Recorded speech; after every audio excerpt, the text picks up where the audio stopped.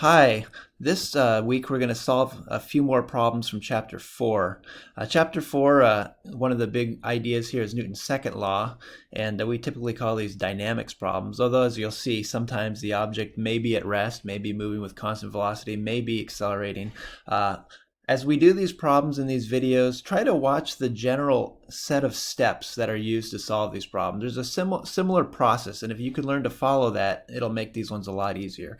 One resource you have in solving problems is this summary of common forces. You want to get familiar with the variables, the description of the different forces.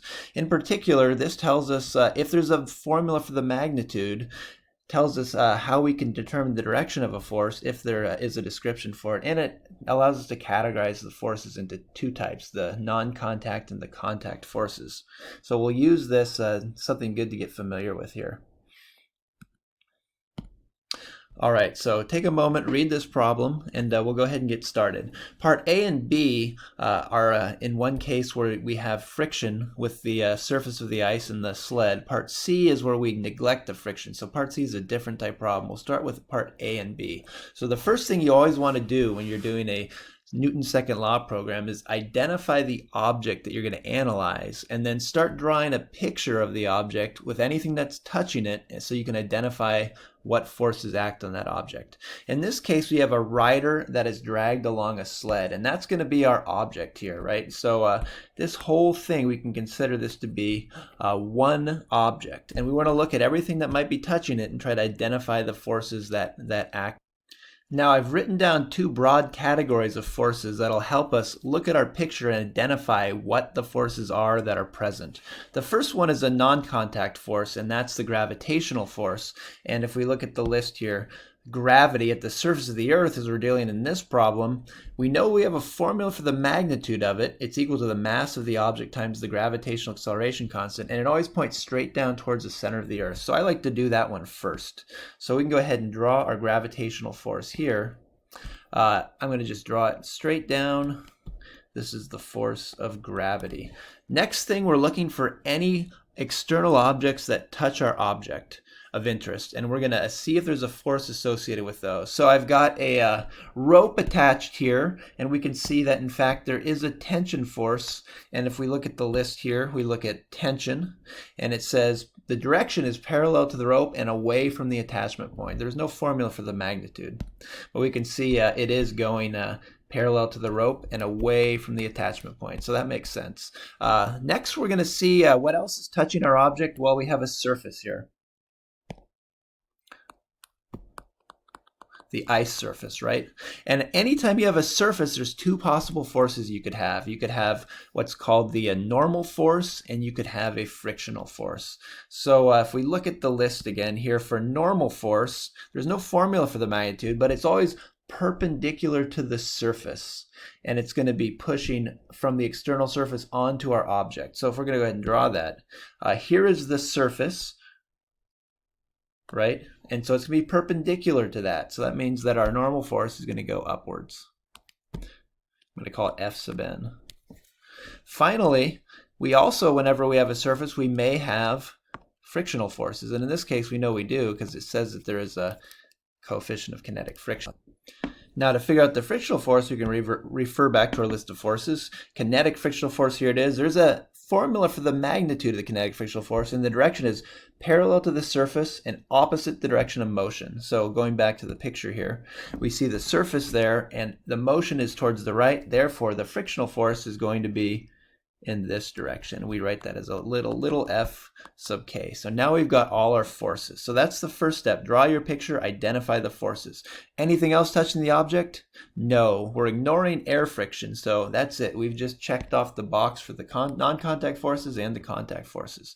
Next step, we're going to draw a free body diagram. That's going to allow us to analyze these forces.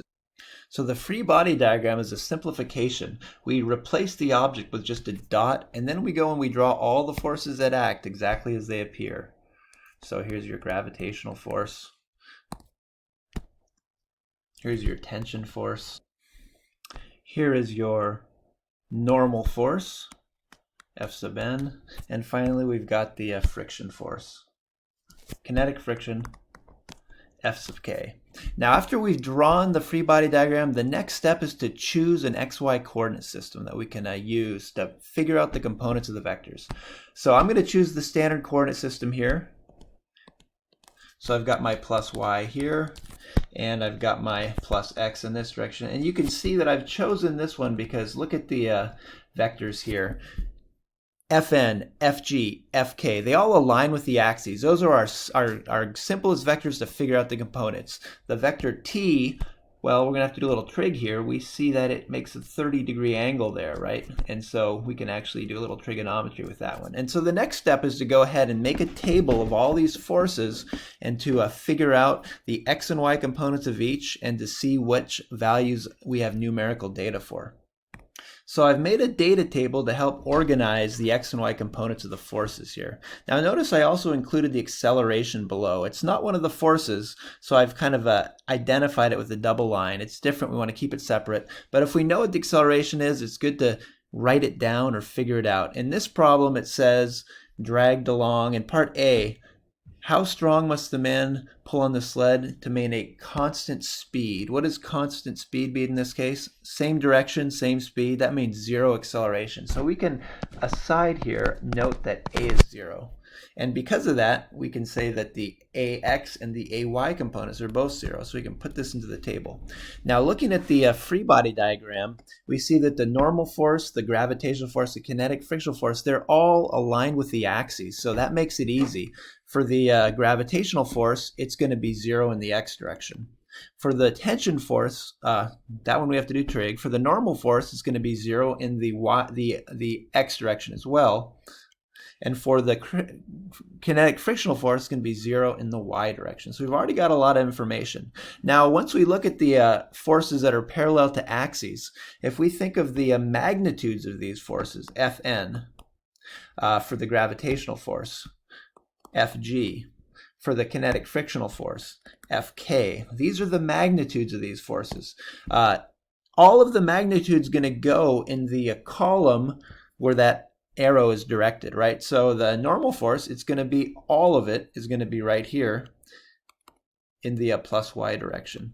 For the gravitational force, all of it is going to be in the negative y direction.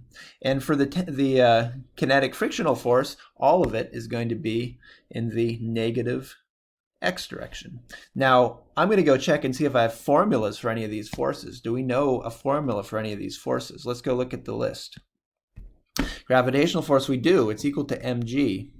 For the frictional kinetic force, we do mu k Fn. For the normal force, Fn, we don't know. So let's go back and put this into the information that we have. So we know that the gravitational force here has a formula, the mass of the object times g. We know that the kinetic frictional force is equal to the coefficient mu sub k of kinetic friction times the normal force F sub n. And for the normal force, well, we don't have a formula for that. We're just have to leave it that way. But we can do this, right? So now we can go ahead and write this as minus mg. And for the kinetic frictional force, we can write this as minus mu k times Fn. Now we know some of the values like m and g and mu k, but I'm going to wait to put those in. Finally, how are we going to figure out the x and y components of the tension force? Well, that one, we're going to have to do trigonometry as usual. We see that that's a first quadrant vector. So using our standard method here, right? First quadrant plus. Next, write the magnitude of the tension force. We can leave it as a symbol, T. And finally, we're going to go ahead and write down for the x component, Tx. For the y component, Ty. We see x is the adjacent side to 30, so we're going to use cosine of 30 degrees. And for Ty, we see that's the opposite side of the 30 degrees, so we'll use the sine of 30 degrees. And we'll go ahead and put these in for the components of T.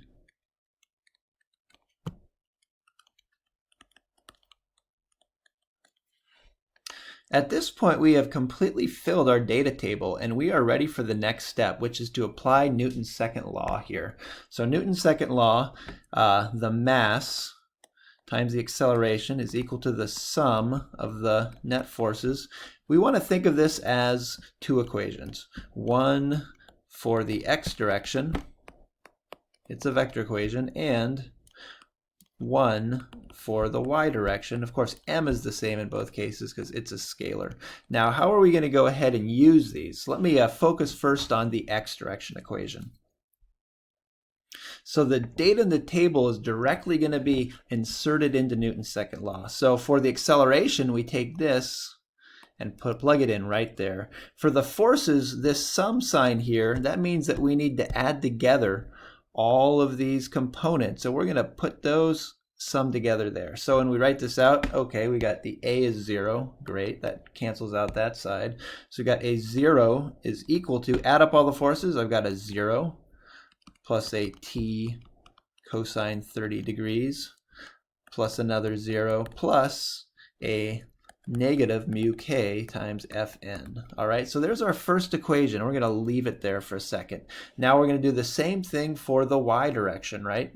Okay, there's your 0. Perfect. And the rest of these, we're going to add them all up in that side. So I've got a 0 is equal to negative mg plus t sine 30 degrees plus Fn. And so we look now and we see that we've got two equations, right? And if we think about what we know here, well, we know what mu k is. We have a number, mg, we have numbers. There's two things that we still don't know here. What is the tension? And that shows up in two places. What is the normal force? That shows up in two places. Since we have two equations with two unknowns, we're going to solve this by substitution. And you'll see that that will allow us to answer the first two questions, part A and part B. So I'm going to quickly go ahead and kind of rearrange these things here. But let's go ahead and solve for Fn maybe from the first equation, right? So from this first equation, if I go ahead and solve for Fn, that means that I'm adding mg to one side and I'm subtracting t sine 30 degrees from the other side. So from the x equations, if we rearrange a little bit, we have, let's see, t cosine 30 is equal to mu k Fn, and of course I'm going to take this whole bit here and substitute in. So here we have a result where we can solve for t, and I'm going to go ahead and do that here. We distribute the mu k and get this, and now let's get both t terms to the same side. So now we've moved the t term to the other side, and let's go ahead and factor out t so we can solve for it. All right, and finally we're going to divide both sides by the terms of parentheses, and we'll solve for t. So we've solved for t, and we know mu k, m, and g, and we just need to plug those numbers in, and then we'll be able to solve for t. So let's go back and recall what those are. So we recall that mu k is 0.05, it's dimensionless, no units, the mass, 65 kilograms, and g, of course, we know what that is. So we plug all these numbers in here, we can solve for t, and we get an answer.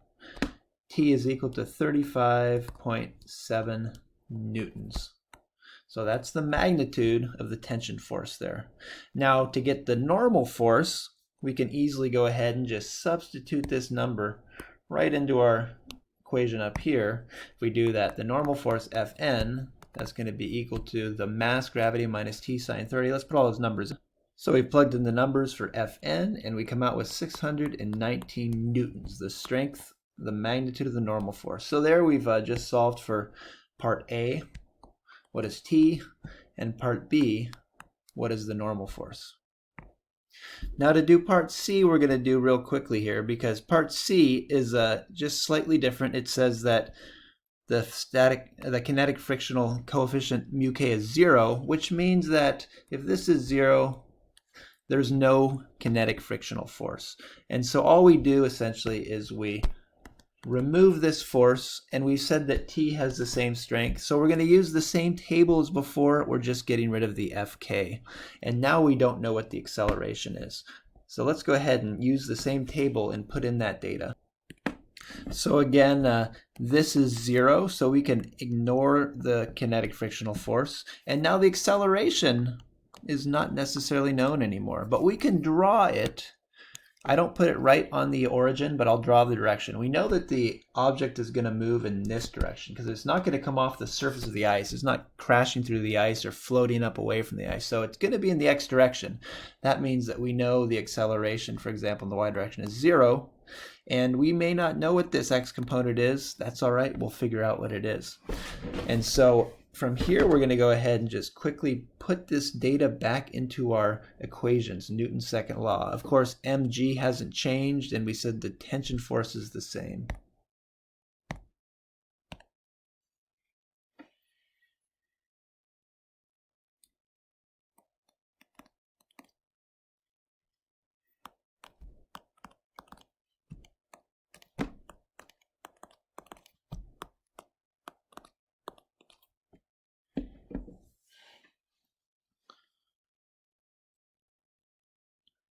So again, we'll feed values in here, and these guys, we'll feed them into this side, and that gives us an m, we don't know what ax is, equals 0 plus t cosine 30 degrees. And on the other side, well, we can feed our 0 in there. That gives us a 0.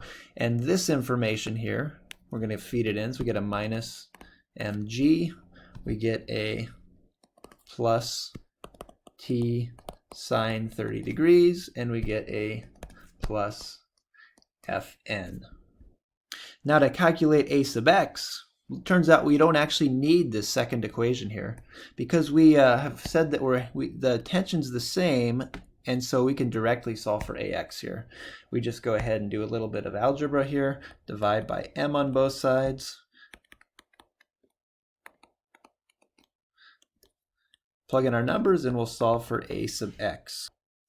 And we come up with a positive acceleration in the ax direction of about 0.48 meters per second squared. Again, remember newtons is kilograms, meters per second squared, and so the kilograms cancel, and we got the units that we expect. There's ax, and if we want to get the magnitude of the acceleration, since we know one of the components is 0, it's just going to be the absolute value of the other component. And in this case, right, 0.48 meters per second squared. That's the magnitude of the acceleration for part C. And so you can see there's kind of a set way of doing things to solve these problems. Draw your picture, draw the forces. Draw your free body diagram, put the forces at a common origin. Figure out the x and y components, and put them in a table to organize them. Use your table to feed the values for the forces and the acceleration into the Newton's second law equation in the x and y direction. Once you've done that, you've done all the physics. Afterwards, you're going to have to do some math, and that's when your answers are going to come.